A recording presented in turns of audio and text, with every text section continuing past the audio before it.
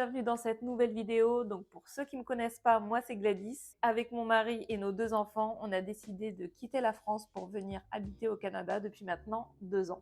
Alors dans cette vidéo, je vais vous dire 6 choses que j'aurais aimé savoir avant de venir au Canada. 6 choses pratiques et utiles. C'est parti. Première chose à savoir, c'est l'apport, avoir un apport financier.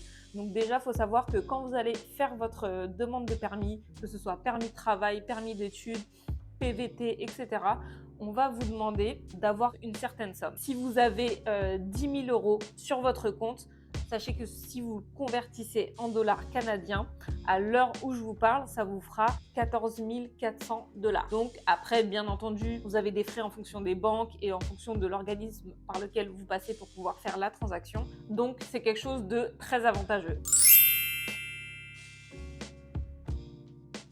Deuxième chose, les appareils électroménagers.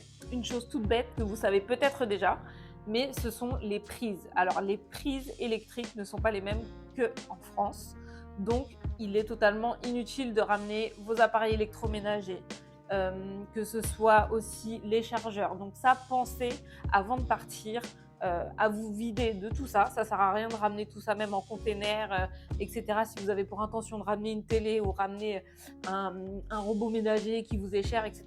Franchement, revendez-le et venez l'acheter ici directement parce que dans tous les cas, la puissance électrique, les watts ne sont pas du tout les mêmes. Donc, votre appareil va être beaucoup moins puissant si vous le branchez ici, même avec un adaptateur. Moi, je vous conseille de prendre 1 ou 2 adaptateurs si vous avez par exemple, on va dire un ordi portable ou vraiment quelque chose pour lequel vous ne pouvez pas vous séparer, qui est vraiment important. Mais ne vous encombrez pas avec vos appareils électroménagers, ça sert strictement à rien. Autant tout racheter ici et vous pourrez les trouver au même prix, voire moins cher.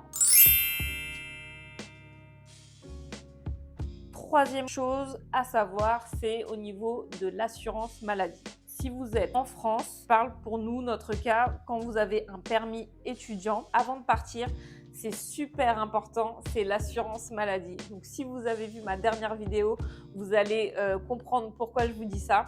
Donc si vous ne l'avez pas vue, je vous la mets juste là, n'hésitez pas à aller la voir. Il est important pour vous de faire les démarches auprès de l'assurance maladie en France tant que vous êtes encore là-bas. Pourquoi je vous dis ça ?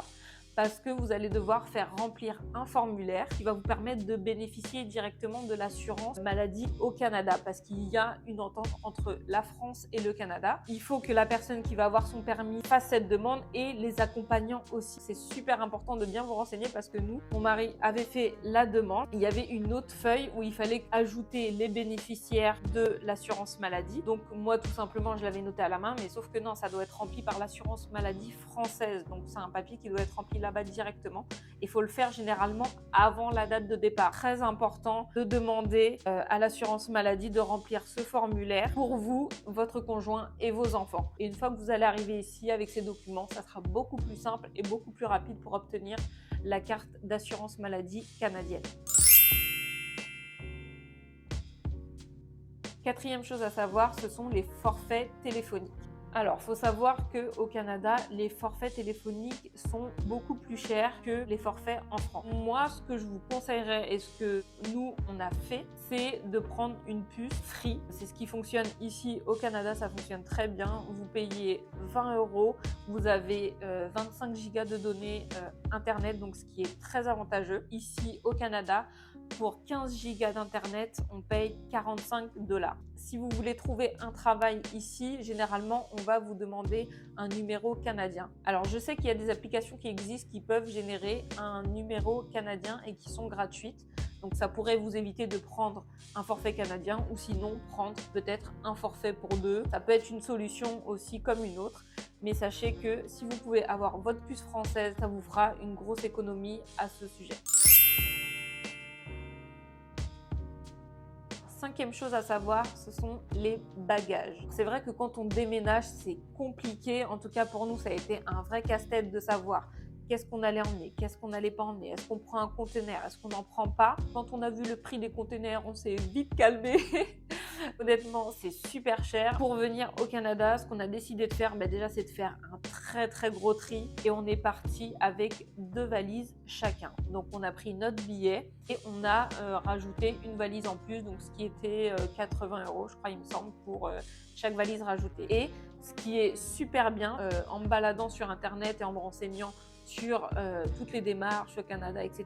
Je suis tombée sur le site PVTist. Franchement, ce site, super bien. Vous avez de très bonnes infos. Il vous indique sur plein de sujets. C'est vraiment un site, en tout cas, que je recommande. Le premier site que je recommanderais si vous voulez venir au Canada, ça serait d'aller voir ce site. C'est pvtist.com. Grâce à ce site, si vous avez un permis d'études, un PVT, un permis jeune professionnel, un permis SCOOP et un permis VIE, vous pouvez bénéficier d'un bagage gratuit avec la compagnie Air Transat. Donc en tout cas, toutes les infos sont sur ce site. C'est vraiment super à savoir. En tout cas, moi, je sais que ma belle-sœur ne le savait pas spécialement et quand je lui ai dit, même si elle était déjà au Canada, elle a pu bénéficier de cette offre-là. C'est vraiment super bien, super avantageux et je vous le recommande fortement. Et la dernière chose à savoir, donc, c'est que nous sommes une famille végétarienne pour ceux qui ne le savent pas. Donc en tout cas, ici au Canada, ce que vous allez trouver, c'est le paradis végétarien. Je vous le dis honnêtement, franchement, c'est trop bien.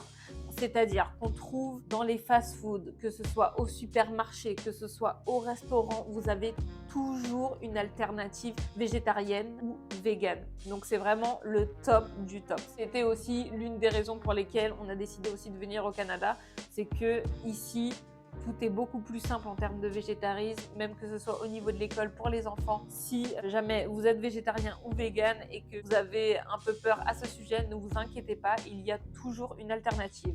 Que ce soit pour les fast-foods, vous avez toujours un burger à la carte pratiquement, uniquement chez McDo où il n'y en a pas, mais dans tous les autres fast-foods, je vous dis, il y a toujours une alternative végétarienne ou vegan. Et les supermarchés, franchement, c'est trop bien. Il y a des rayons super bien avec des produits qu'on n'a pas du tout en France. J'ai découvert l'œuf vegan, donc qui ressemble à de l'œuf mais qui est totalement vegan. C'est super bluffant, honnêtement. Ça, c'est un exemple parmi tant d'autres, mais il y en a vraiment plein. Et franchement, je vous dis, on n'a pas du tout de soucis à se faire. On est super contents, on est ravis. Allez-y, les yeux fermés. Donc voilà, j'espère que cette vidéo vous a plu. J'espère que mes conseils pourront aider certains d'entre vous. Pour ceux qui ne sont pas encore au Canada ou même pour ceux qui y sont déjà, ça peut peut-être servir aussi. Et si jamais vous en avez d'autres, n'hésitez pas à laisser des commentaires pour aider tous ceux qui souhaitent venir ou qui sont déjà là et qui viennent d'arriver, etc. Si tu as aimé cette vidéo, n'hésite pas à mettre un petit pouce, à commenter et je te dis à bientôt pour une nouvelle vidéo. Ciao, ciao!